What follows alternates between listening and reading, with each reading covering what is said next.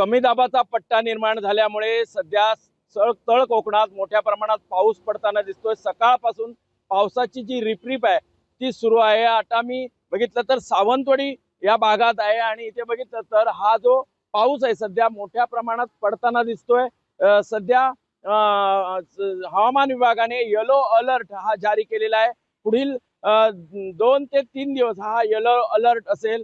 एकंदर पाहिलं तर बऱ्याच दिवसाच्या विश्रांतीनंतर पुन्हा एकदा पावसाने हा जोर आहे तो केलेला दिसतोय। त्यामुळे मोठ्या प्रमाणात पुढील 3 दिवस हा पाऊस पडेल असा हवामान विभागाचा अंदाज आहे।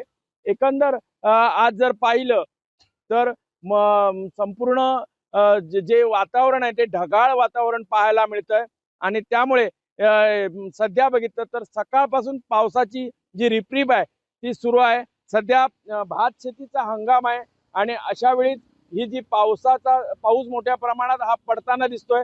एकंदर पाहिलं तर हा जो शेतीसाठी हा पाऊस आहे तो उपयुक्त असा मानला जातो। मात्र सध्या बघितलं तर सर्वच सिंधुदुर्ग जिल्ह्यात मोठ्या प्रमाणात पावसाच्या ज्या सरी आहेत त्या कोसळताना पाहायला मिळत आहेत।